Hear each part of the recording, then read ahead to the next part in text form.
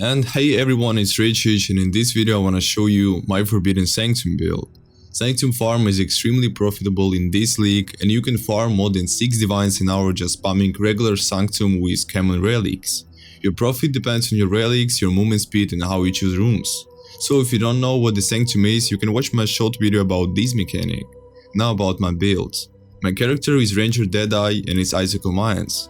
The total price of the final setup of this build is around 130 divines, but you can run Sanctum very fast even for around 100 divines, without corrupted body armor and Watcher's Eye. About gameplay in Sanctum is really easy to understand, you just run, use your flasks and throw and detonate mines. When you enter the boss room, first you should activate your stone golem and then zealotry. Throw beard traps and Arcanist brand under the spawning area, and then throw all your mines. When boss appears, detonate them and you are done. In this build we have a low life mechanic, so we use the Illusion of the Flesh unique javel that makes our life that would be lost by taking damage is instead reserved. So in simple words, you shouldn't care about your current life, because if it's 0 you will still be alive. When you take damage you will see your life being reserved, and when it's fully reserved you will die. Also in my builds I use new tattoos for increased projectile speed, movement speed and maximum life. They're not so expensive, so it's really easy to buy, just replace all your small dexterity passives with Remako sniper tattoos for increased projectile speed.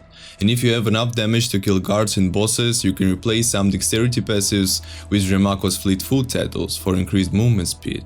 About tattoos for increased maximum life, you should replace your small intelligence passives with Honor Tattoo of the Oak for more life. But don't forget that you don't need to replace all attribute passives if you don't have enough attributes for gems and items. Now briefly about the items. As a weapon you should choose Wand of Scepter with elemental or spell damage in implicit, and it should be with +1 to all call spell skill gems, spell damage, crit multi and mind throwing speed. It's really easy to craft, you can just do what I did. Buy a scepter with fractured +1 to call spell skill gems and then use essences for spell damage until you got good crit multi, and then craft mind throwing speed with bench crafting table. If you want to have even more damage against guards and bosses, you can craft similar weapon but with additional +1 to all skill gems, but it will be hard and expensive. Next is helmet. We use head shiver because our main damage is cold, and a helmet should be with one of these 2 labyrinth enchantments. It can be plus 30% to critical multiplier with Icicle mines or increase the Icicle mines throwing speed.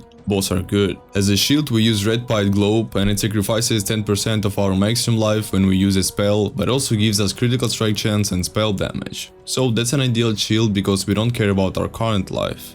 Amulet is pretty expensive, around 10 divines, but it should be exactly this amulet. Replica Junglefling's Flight with +3 to level of all Icicle mine gems. This amulet gives tons of damage, also elemental resistances and reservation efficiency of skills. Now body armor. With Victorious Influence, and I personally have a chest with +2 to level of socketed AoE gems and +2 to level of socketed trap or mine gems, but with these implicits it can be really expensive, like around 15 divines. But if you don't have this money, just buy without these mods, it will be absolutely fine. Now about rings. We have one unique Nimis ring which costs around 20 divines and gives us a lot of projectile damage, and also the projectiles return. So as we use Icicle Mines, which is a projectile skill, this ring extremely scales our damage, so it's necessary. The second ring should be with Frostbite on hit implicit, so the base costs around 11 or 12 divines, and it should has +2 global crit multi, resistances and crafted non-channeling skills minus total mana cost.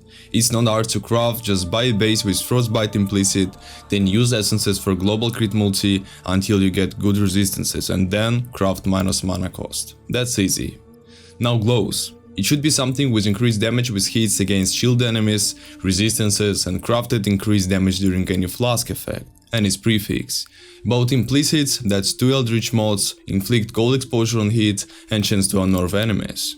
The belt is Stygian Wise with increased damage with hits against shield enemies and increased trap and mine throwing speed, also some resistances. To craft it, just buy Stygian Wise with Redeemer's Influence or use Redeemer's Exalted Orb and then use Essences of Zeal for increased trap and mine throwing speed, until you get increased damage with hits against shield enemies mod.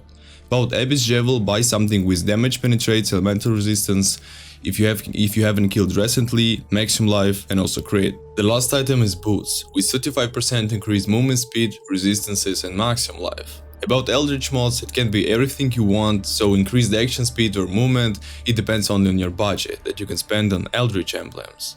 Now about Flasks. We use Silver Flask for Onslaught with chance to freeze enemies during effect, with use when charges reach full enchant. Next is Diamond Flask with crafted increased critical strike chance during effects, and also use when charges reach full enchant. Next is Aziri's Promise Flask for chaos damage and chaos resistance, and it should be with increased effect enchant.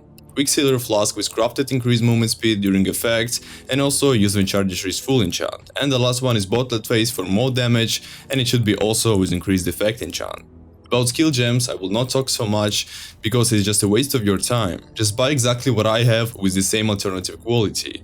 I will only say about what may seem strange. We use Anomalous Summon Stone Golem, Anomalous Guardian's Blessing and Anomalous Zealotry. So it means that we can only have Zealotry active if we have summoned Stone Golem before. Also this Golem dies slowly, so only use it before floor bosses.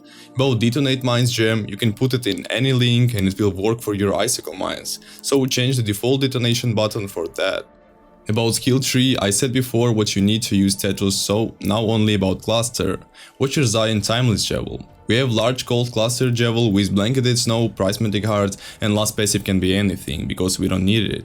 The price of this cluster is around 11 or 12 divines, but you can craft it by yourself with Orb of Alterations and Beast crafting, like remove and add suffix and prefix. Also we use two same Merion clusters with Guerrilla Tactics and Surprise Sabotage, just buy them and trade. That's all you should know about clusters, and now Watcher's Eye.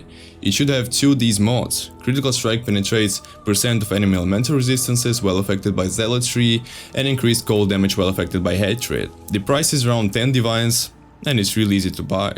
About Timeless Javel, it should be Lethal Pride with chance to deal double damage. If you don't know how to find Timeless Javel, you better watch this video, it will explain everything. Last is Rare Javels, and you can buy something with increased maximum life, crit chance, crit multi, and mine throwing speed. So now you know everything about my Sanctum runner build, and I hope you will try it, and don't forget to like this video, subscribe my YouTube channel and also Twitch. Comments also appreciated, and if you want to support my channel and join to my private Discord community, you can subscribe me on Patreon, it will help me in some way. Now thank you friend, I will be here.